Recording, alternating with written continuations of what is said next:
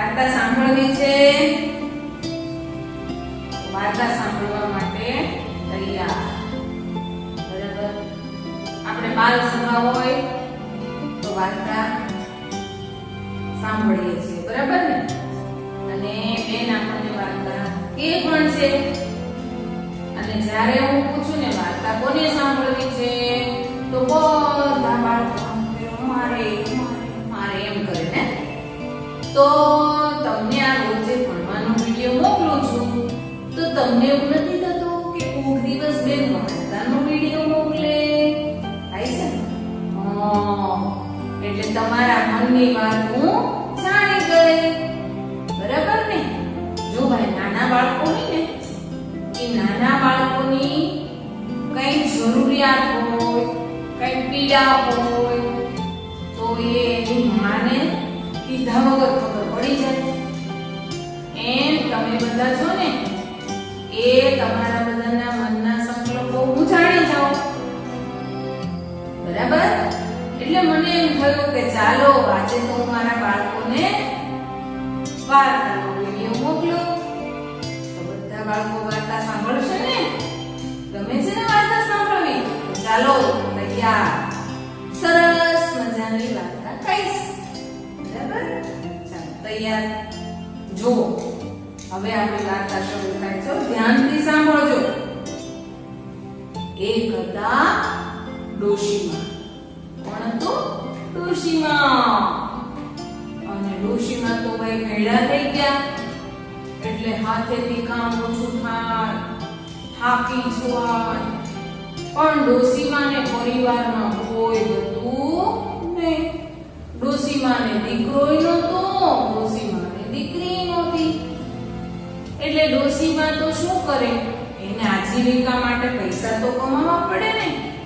તો ડોશીમા શું કરતા હતા? પહેલાના જમાનામાં છે ને, આમ કરીને ઘંટી ફેરવવાની આવતી. એમાં અનાજ નાખીએ અને ઘંટી ફેરવે એટલે અનાજના દાણા છે એ દળાઈને લોટ થાય. એવી રીતે એ ડોશીમાં છે ને ગામમાં બધાના એવા અનાજ દળી દેતા અને લોકો એને કોઈ પૈસા આપે, કોઈ અનાજ આપે. એવી રીતે ડોશીમાં પોતાનું ગુજરાન ચલાવતા હતા. તો ડોશીમાને તો થાક લાગવા મળ્યો, કારણ કે ઉંમર થઈ ગઈ ને એટલે. તો એક દિવસ એવું થયું કે ડોશીમા દોડતા હતા ને, તો ડોશીમાને દોડીને હાથમાં તો ભાઈ ઉગલા પડી ગયા. ના દાજી જઈને પડી જાય ને એવું ઉગલા પડી ગયા. એટલે ડોશીમાએ જોયું કે ઓહો, મારા હાથમાં તો ઉગલા પડી ગયા. હવે તો હું કઈ રીતે દોડીશ? અને દોડીશ નહીં તો હું શું ખાઈશ? ડોશીમા તો ચિંતા કરે છે. પછી ડોશીમાને એમ થયું કે લાવને હું ભગવાનના મંદિરે જાઉં અને ભગવાનને કહું કે આ જો મારી દશા. ડોશીમા તો મંદિરે ઉપડ્યા. મંદિરે જઈ અને ડોશીમાએ ભગવાનની પાસે જઈને પગે ન લાગ્યા, પણ શું કહ્યું? આમ હાથ બતાવ્યા કે જુઓ ભગવાન, આ મારા હાથ જુઓ, તમે મને એક દીકરો ઈનો આપ્યો અને મારી ઉંમર થઈ ગઈ અને આ દરડા દળીને મારું પેટીયું રળું છું, તો એમાંય મને જો હાથમાં પોડલા પડ્યા. હવે હું શું ખાઈશ? કહેવત એવી છે કે કીડીને કણ ને હાથીને મણ ભગવાન તો દઈ જ દે છે, પણ હવે તું મને કઈ રીતે દઈશ? તને મારા ઉપર દયા ન આવી કે હું આ ડોશીને દીકરો તો દઉં? એમ ડોશી તો ભગવાનને કાંઈક પ્રાર્થના કરે અને કાંઈક ભગવાન સાથે મીઠો ઝઘડો કરે, પણ પ્રેમથી કરતા હતા, દિલથી કરતા હતા. એટલે ભગવાન તો એના ઉપર રાજી થઈ ગયા. પણ હવે ગરડા ડોશીમાં ને એને ઘરમાં કોઈ પરિવારમાં તો હતું નહીં. તો ભગવાન વિચાર કરે કે આ ડોશીમાને દીકરો દેવો તો કેમ દેવો, પણ મારે દેવો તો છે જ. પછી ભગવાને શું કર્યું ખબર છે? એ ડોશીમાનો પોટલો તો ને મોટો થયો, તો આખા હાથમાં આટલો મોટો થઈ ગયો. ડોશીમા તો ચિંતા કરે કે આ શું આવડો મોટો પોટલો ડોશીમાં તો પછી વૈદ પાસે ગયા. પહેલાના જમાનામાં વૈદ હતા, ડોક્ટર નહોતા. એટલે વૈદને બતાવ્યું કે વૈદભાઈ જુઓ મારા હાથમાં કેવડું મોટું પોટલા થઈ ગયું, હવે હું શું કરું? ત્યારે વૈદરાજે જોઈને એમ કીધું કે માળી, તમારે આ પોટલો છે ને એને નસ્તર મૂકવું પડશે. નસ્તર એટલે શું? ચેકો મૂકવાનો, ઓપરેશન કરવાનું. તો ડોશીમાં કે કરી નાખને ભાઈ. આમે હવે હું તો ડોશી થઈ ગઈ છું, ભગવાન પાસે ગઈ હતી, એને પ્રાર્થના કરી મને દીકરો ન દીધો, પણ હવે શું? હવે તો હું ડોશી થઈ ગઈ, મારા પરિવારમાં કોઈ છે નહીં, હવે મારી કોઈ ચાકરી કરનારું નથી, ભલે હું મરી જાઉં. એમ કરી ડોશીમાએ તો વૈદરાજાને કીધું કે વૈદરાજ લ્યો તમે આમાં નસ્તર મૂકી દો. એટલે વૈદરાજે તો એક છરી કાઢી ડોશીમાના હાથ ઉપર ચેકો મૂક્યો છરીથી. તો શું થયું? જેવો પોટલો ફૂટ્યો તો અંદરથી દેડકો નીકળ્યો. તો વૈદરાજે જોઈને વિચાર કરે છે કે આ ડોશીમાના હાથમાંથી દેડકો નીકળ્યો. ડોશીમાએ વિચાર કરે છે કે અમારા પોટલામાંથી દેડકો નીકળ્યો. પછી ડોશીમાએ તે દેડકાને હાથમાં લઈને જોયો તો દેડકો કેવો હતો ખબર છે? સોનેરી દેડકો હતો. કેવો? સોનેરી. પછી ડોશીમાને તો એ દેડકો બહુ ગમ્યો. એટલે એને એમ થયું કે લાઈને આ બિચારાને રખડતો મૂકીશ તો કોક એને મારી નાખશે, એની કરતા હશે મારા પેટનું તો નહોતું પૂરાતું, ત્યાં હવે આનું મારે કરવું પડશે. શું કરું? ડોશી વિચાર કરે કે મૂકીને વહી જાઉં? ના ના ના, મૂકીને ન જવાય, નહીતર આને કોક મારી નાખે. એટલે ડોશીમાં તો દેડકાને લઈને ઘરે આવ્યા. નાનો એવો દેડકો ડોશીમાં તો ઘરે લાવ્યા. પછી ડોશીમાને હાથે થોડું સારું થયું અને ડોશીમાં થોડું થોડું કામ કરે, લોકો એને થોડું થોડું ખાવા પીવાનું આપે. એમાંથી ડોશીનો દેડકાને ખવડાવ્યો. ભાઈ પછી તો કેવું થયું? એ દેડકો છે ને કેવું, જેટલો રાત્રે નો વધે એટલો દિવસે વધે, જેટલો દિવસે નો વધે એટલો રાત્રે વધે. એ તો ભાઈ મોટો થવા માંડ્યો દેડકો. બોલો, સોનેરી દેડકો. પછી શું કરે ખબર છે? દેડકો તો આખા ઘરમાં આટા મારે અને ડોશીમાં ખાટલા ઉપર સૂતા હોય ને તો દેડકો એના ખાટલાની નીચે આજુબાજુમાં ફર્યા કરે, ચાલ્યા કરે. અને ડોશીમાં સૂતા હોય ને તો વહેલી સવારે અંધારું હોય ને 3 વાગે, અત્યારે તો ભાઈ આપણે ઘરે નળ આવે, બાથરૂમમાં નળમાં પાણી આવે એટલે આપણે બધા બાથરૂમમાં નાહીએ. પણ પહેલાના જમાનામાં કેવું હતું? નદીએ નાવા જવાનું. એટલે દેડકો શું કરે ખબર છે? ડોશીમાં ખબર ન હોય ને એમ વહેલી સવારે અંધારામાં કોઈ ન હોય ને ત્યારે દેડકો નદીએ નાવા માટે ટુટુક ટુટુક ટુટુક ટુટુક ચાલ્યો જાય. નદીએ જાય ને તો શું થાય ખબર છે ભાઈ? નદીએ જાય અને એ દેડકો છે ને, એ દેડકો સોનેરી હતો ને તો એ સોનેરી દેડકાનું ઉપરનું જે કવચ હોય ને એ કવચ એક બાજુ મૂકી દે. જેવું કવચ કાઢે તો અંદરથી શું નીકળે? સરસ મજાનો દેવપુત્ર નીકળે. રૂપના અંબાર જેવો કુંવર અને દિવ્ય પુરુષ. કારણ કે કોને આપ્યો તો? ભગવાને આપ્યો તો. શું કામ આપ્યો તો? ડોશીમાને પ્રાર્થના કરી હતી અને ભગવાનને ડોશીમાં ઉપર દયા આવી એટલે ડોશીમાને ભગવાનને આવો દેડકો એક આપ્યો. પણ એ દેડકો નદીમાં નાવા જાય અને કવચ ઉતારીને નાવા જાય તો ત્યાં તો એ સરસ મજાનો દેવપુત્ર બની જાય. પછી સ્નાન વિધિ કરે, ત્યાં ભગવાનનું ધ્યાન કરે, સૂર્યનારાયણને અર્ઘ ચડાવે અને પછી પાછો બહાર આવી અને પાછું એ કવચ પોતાના શરીર ઉપર ઢાંકી અને દેડકો ચાલે, ચાલતો ચાલતો ઘરે પહોંચી જાય. ડોશીમાને આ વાતની ખબર નહીં. ડોશીમા ઉઠે ત્યાં તો દેડકો એની આજુબાજુમાં ફર્યા રાખે. જ્યાં ડોશીમા જાય ને દેડકો જાય. ડોશીમા ઊભા રહે તો દેડકો ડોશીમાને ફરતો ફરતો કરે. ડોશીમા જે ખાય એને ખાવાનું દેતી ખાય નહીં.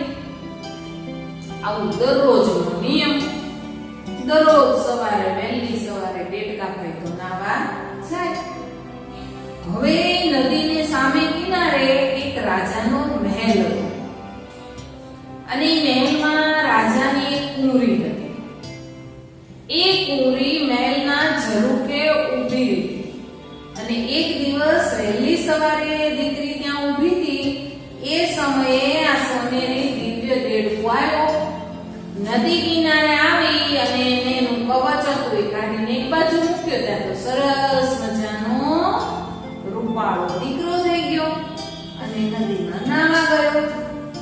એકદમ રાજાના કુંવર જેવો મોબાઈલ રૂપાળો સરસ મજાનો. એ પેલી રાજાની કુંવરીએ ઝરૂખામાંથી એને જોયો એટલે એને એમ થયું કે આ શું છે. એટલે એને બરાબર જોયું તો એ કવચ ઉતાર્યું. એ તો કુંવર જેવો દીકરો થઈ ગયો. પછી નદીમાં નાયો, ભગવાનની પૂજા કરી, સૂર્યનારાયણને અર્ઘ ચડાવ્યું અને પછી પાછો બહાર આવી પાછો કવચ ઢાંકી દીધું. ત્યાં તો પાછો દેડકો થઈ ગયો. એ દીકરીએ બધું જોયું કે હા. પછી એક દિવસ જોયું, 2 દિવસ જોયું, 3 દિવસ જોયું. એને પછી બધી માહિતી મેળવી લીધી કે આ દેડકો ક્યાંથી આવે છે. પછી ખબર પડી કે આપણા ગામમાં એક ગરડી ડોસી છે એનો આ દેડકો છે. પછી કુંવરીએ વિચાર કર્યો કે મારે તો આ દેડકા સાથે લગ્ન કરવા છે. પછી રાજાની કુંવરીનો એક દિવસ રાજાએ લગ્ન માટે સ્વયંવર રચ્યો. કેટલા બધા રાજા મહારાજાઓ આવ્યા પણ કુંવરીને તો એકય કુંવર ગમે નહીં. કેટલા બધા કુંવર દેખાડ્યા પણ દીકરી હા પાડે નહીં. પછી એક દિવસ રાણી સાહેબને એમ થયું કે આ દીકરી ના પાડે છે તો શું કામ ના પાડતી હશે, લાવને હું પૂછું. એટલે મમ્મી હોય ને માં હોય ને એ હંમેશા દીકરીની મિત્ર ગણાય, બેનપણી ગણાય.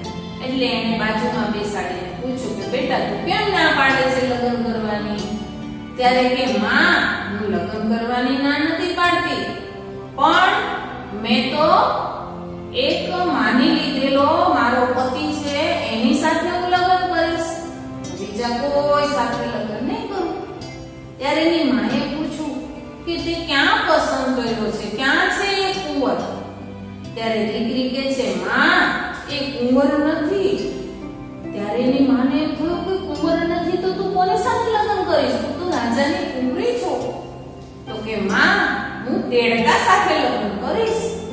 ત્યારે એની માં તો ચક્કર ખાઈને પડી ગઈ. રાણી તો અરે રે દીકરી તું શું બોલે છે, રાજાની કુંવરી છો તો બીજા રાજાના કુંવર સાથે લગ્ન કરે, એની સાથે ન કરતો કોઈ સારા સંસ્કારી દીકરા સાથે લગ્ન કરે. પણ આ તો એક દેડકા સાથે તારે લગ્ન કરવા છે. હા માં તો દેડકા સાથે લગ્ન કર. અરે તું ગાંડી થઈ ગઈ છે, દેડકા સાથે લગ્ન ન કરાય. જો તારા પિતાજીને ખબર પડશે તો તને ને મને બેને મારી નાખશે. દીકરી કહે માં હું મરી જઈશ પણ હું એ દેડકા સાથે જ લગ્ન કરીશ. એની માએ તો બહુ સમજાવી પણ કુંવરી માની નહીં. પછી કુંવરી એની માને કીધું માં તું છે ને કાલે મારી સાથે આવજો, હું તને બતાવીશ. કે સારું. બીજે દિવસે વહેલી સવારે 3 વાગે એ કુંવરીએ એની માને પોતાના રૂમના ઝરૂખામાં કેતા બારીમાં ઊભી રાખી અને આ બાજુ આ દેડકાને આવવાનો સમય થયો.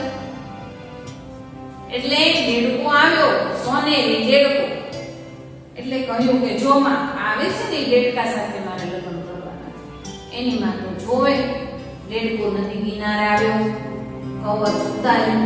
ત્યાં તો સરસ મજાનો રાજાના કુંવર જેવો દેવ કુંવર. અને પછી એ નદીમાં નાહ્યો, પૂજન કર્યું, સૂર્યનારાયણને અર્ઘ ચડાવ્યું અને પછી પાછો બહાર નીકળીને કવચ પહેરી લીધું. પાછો દેડકો થઈને ચાલવા લાગ્યો. ત્યારે એની માં વિચાર કરે છે કે આ શું? આ દેડકામાંથી મનુષ્ય અને પાછો મનુષ્યમાંથી દેડકો, અને આ તો બહુ દિવ્ય પુરુષ છે. આ કોણ હશે? ત્યારે કુંવરીએ કહ્યું, માં, મેં બધી માહિતી મેળવી લીધી છે. આપણા ગામમાં એક ગયડા ડોસી છે અને એ ડોસીનો આ દેડકો છે. એટલે એ દેડકો નથી, પણ એ તો કોઈ દેવ પુરુષ છે અને મારે એની સાથે લગ્ન કરવા છે. પછી એની માએ કહ્યું કે સારું, હું તારા પિતાજીની વાત કરીશ. પછી એ રાણી રાજાને વાત કરી બધી. રાજાને પણ દેખાડ્યું. રાજા પણ માની ગયા કે ના, વાત સાચી છે. આ કોઈ સામાન્ય માણસ નથી, આ તો કોઈ સ્વર્ગલોકમાંથી ઉતરેલો દેવ પુરુષ લાગે છે. અને દેડકાનો કલર કાંઈ સોનેરી તો હોય ને. એટલે એ પણ માની ગયો કે વાત તો તારી સાચી છે. પછી એને શું કર્યું? એ રાજા અને રાણી એ ડોશીના ઘરે ગયા અને ડોશીને કહ્યું કે માજી, તમારો દેડકો છે ને? માજી કે હા, મારે દેડકો તો સરસ છે, આવ્યો જુઓ કે. તો એ દેડકા સાથે અમારી કુંવરીના લગ્ન કરવાના છે. ડોશીમાં તો વિચારમાં પડી ગયા. ઈ કે દેડકા સાથેના રાજાની કુંવરી કેવી રીતે લગ્ન કરે?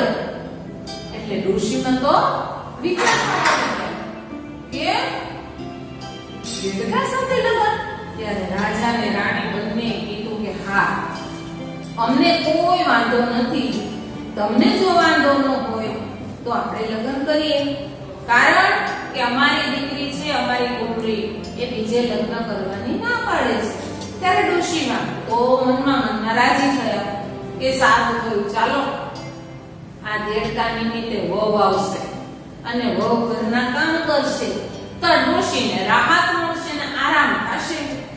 અને એ રાજાની કુંવરી એટલે પછી રાજા એને બધું ધન દોલત આપશે તો મારે ઘરના પણ દળવા નહીં પડે. આ તો ફાયદામાં ફાયદો. ડોશીએ તો હા પાડી દીધી કે હા, હાલો કરીએ લગ્ન. અને ભાઈ રાજાની કુંવરીના લગ્ન દેડકા સાથે થઈ ગયા. હવે દેડકા સાથે થયા પછી લગ્ન પતી ગયા અને કુંવરી તો આવી ગઈ ડોશીમાના ઘરે. પછી તો ઈ રાજાની કુંવરી ડોશીમાના વહુ થયા ને એટલે બધું કામ કરે, કચરો વારે, રસોઈ બનાવે, બધું કરે. અને રાજાએ એટલું બધું એને કરિયાવરમાં આપ્યું હતું કે ડોશીને કઈ કામ ન કરવું પડે, કઈ રળવાનું કાંઈ નહીં, બેઠા બેઠા ખાવાનું. 2-3 દિવસ ગયા ને પછી એક દિવસ ઈ દેડકો હતો ને એ નદીએ નાવા જાય છે. નાવા ગયો ને ત્યાં એને શું કર્યું? ઓલી કુંવરી હતી ને એની પાછળ પાછળ છાની ગઈ. અને ત્યાં ગઈ ને પછી એને દેડકાએ શું કર્યું? ઓલું કવચ ઉતાર્યું અને સરસ મજાનો દેવ પુરુષ થઈ ગયો ને એ નદીમાં નાવા પડ્યો. જેવો પાણીમાં નાવા પડ્યો એ ઓલી કુંવરી સંતાઈને ઊભી હતી હો ઝાડ પાછળ. તો એને કવચ છે ને લઈ અને સંતાડી દીધું. તો ઓલો દેવ પુરુષે તો ભગવાનનું પૂજન કર્યું, સૂર્યનારાયણને અર્ઘ ચડાવ્યું. બહાર નીકળ્યો ને જોવે તો એને એનું ક્યાંય કવચ દેખાય નહીં. એ તો વિચાર કરે છે કે મેં તો અહીંયા કાઢ્યું હતું, કવચ ક્યાં ગયું? એટલે એને તો બૂમ પાડી, કોણ છે અહીંયા આજુબાજુમાં? મારું કવચ કોણે લીધું છે? જલ્દી મને મારું કવચ પાછું આપો. એવી બૂમ પાડી. ત્યાં ઓલી કુંવરી છે ઝાડ પાછળથી નીકળી અને એ દેવ પુરુષ પાસે જઈને પગે લાગે છે. ત્યારે દેવ પુરુષ કહે છે, તમે કોણ છો?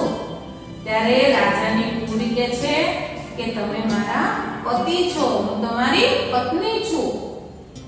પણ તમે અહીંયા શું કરવા આવ્યા છો? મારું કવચ ક્યાં ગયું? તો કહે છે તમારું કવચ તો મારી પાસે છે, આ રહ્યું. ત્યારે દેવ પુરુષ કહે છે જલ્દી લાવો, મારું કવચ મને પાછું આપો, નહીંતર હું તમને બળીને ભસ્મ કરી દઈશ. ત્યારે એ રાજાની કુંવરી કહે છે કે ભલે પતિદેવ તમારી ઈચ્છા હોય તો તમે મને બાળીને ભસ્મ કરી દો. મેં તો મનથી તમને પતિ માન્યા એટલે હું તમારી સાથે પરણી છું. હવે હું તમારી પત્ની થઈ ગઈ. હવે જીવાડો કોઈ તમે અને મારો કોઈ તમે. પણ હવે હું જીવતી જીવતો આ કવચ તમને આપીશ નહીં, કારણ કે હું તમારી પત્ની છું. પછી એવી રીતે પગે લાગી, માફી માંગી અને એ કુંવરી તો પગરે છે. ત્યારે દેવ પુરુષને દયા આવી. ત્યારે એને કહ્યું કે સારું, એક કામ કરો, અત્યારે મને કવચ આપી દો, હું ઘરે પહોંચી જાઉં, પછી હું તમને કવચ કાઢીને આપી દઈશ. પછી તો પાછું કવચ આપ્યું એટલે કવચ ઉડી લીધું, પાછું દેડકોણમાં ચાલવા માંડ્યો. આગળ દેડકોણ, પાછળ કુંવરી. તો પહોંચ્યા ડોશીમાના ઘરે. પછી દેડકાએ કીધેલું કે બપોરે જમવાનો સમય થાય ને ત્યારે તમે રસોઈ બનાવજો, ત્યારે હું મારું કવચ કાઢી નાખીશ અને પછી હું કવચ નહીં પહેરું. એટલે કે સારું. પછી એ કુંવરી તો ઘરે ગઈ, ડોશીમાને બધી વાત કરી, પછી સારી સારી રસોઈ બનાવી અને બપોરે જમવાનો ટાઈમ થયો ત્યારે દેડકાભાઈએ પોતાનું જે કવચ હતું એ કાઢીને મૂક્યું. ત્યાં તો સરસ મજાનો દેવ પુરુષ બની ગયો. ડોશીમા તો જોઈ રહ્યા કે આ શું? આટલો બધો રૂપાળો દિવ્ય દિવ્ય આ કોણ છે? ડોશીમા કહે છે તમે કોણ છો? ત્યારે એણે કીધું કે માજી, તમે ભગવાનને પ્રાર્થના કરી હતી ને એટલે ભગવાન તમારી ઉપર પ્રસન્ન થયા. પણ તમારા પરિવારમાં કોઈ નહોતું ને એટલે ભગવાન મને સ્વર્ગલોકમાંથી હું તો ભગવાનનો મુક્ત છું અને ભગવાને મને આ રીતે તમારી પાસે મોકલ્યો હતો.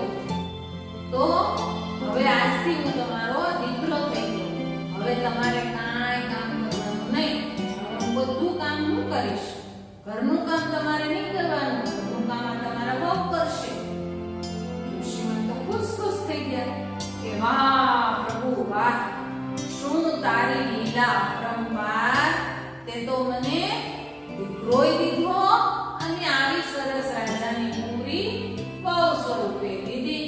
હું તો જાતી જિંદગીએ માલા માલ થઈ ગઈ. ઋષિ તો એવી ખુશ થઈ ગયા, આખા ગામમાં ઢબેરો નીકળ્યો. એ આવો બધા મારા ઘરે જોવા, મારા ઘરે મારા દીકરાને જોવા આવો, મારી વહુને જોવા આવો. પહેલા ગામ લોકો નિંદા કરવા માંડ્યા કે ડોશીના દેડકા અને રાજાની કુંવરી પડે. પછી બધાએ જોયું ત્યારે કે ઓહો, આ તો જાણે રામ લક્ષ્મણની જોડી. તો ગામ તો બધા પછી ખુશ થઈ ગયા. આખું ગામ ખુશ થઈ ગયું. પછી રાજાને ખબર પડી, રાણીને ખબર પડી. પછી રાજાને રાણી પણ આવ્યા અને એ દેવ પુરુષને પોતાની દીકરીને ડોશીને બધાને કે હવે અહીંયા નથી રહેવું, ચાલો તમે બધા આપણે મહેલમાં સાથે રહેશું. પછી તો રાજાના મહેલમાં બધા રહેવા જતા રહ્યા. અને રાજાને તો એક દીકરી હતી એટલે રાજાએ પોતાની રાજગાદી આ દેવ પુરુષ કહેતા એના જમાઈને આપી. અને એ દેવ પુરુષને રાજાએ પોતાના સિંહાસન ઉપર બેસાડી અને રાજાનો મુકુટ ધારણ કરાવ્યો અને તિલક કર્યો. અને ત્યારથી દેવ પુરુષ રાજા બની ગયા. અને ડોશીમા તો રાજમાતા બની ગયા. ડોશીમાને તો સુખ ને સુખ, મજા પડી ગઈ. ત્યારે ડોશીમા પાછા મંદિરે ગયા અને ભગવાનને કહે છે, હે ભગવાન, તારી લીલા તો અપરંપાર છે હો. તે તો મારી પ્રાર્થના સાંભળી પ્રભુ, અને તે મને આવો સરસ દીકરો તો દીધો, પણ જોતો ખરો તે મને વહુય દીધી અને આવો રાજમહેલ દીધો અને મને તો રાજમાતા બનાવી દીધી. એટલે ડોશીમાએ ભગવાનનો આભાર માન્યો. તો આવી સરસ વાર્તા સાંભળવી ગમી? સરસ. તો જેને સાંભળવી ગમી હોય તો વાર્તા ગમે એને આ વાર્તા સાંભળ્યા પછી લાઈક કરવાનું છે, એટલે મને ખબર પડે કે કેટલા બાળકોને મારી વાર્તા ગમી. જો જાજા લાઈક થશે તો બીજી વાર્તા કહીશ. બરાબર? તો વાર્તા સાંભળજો અને ગમે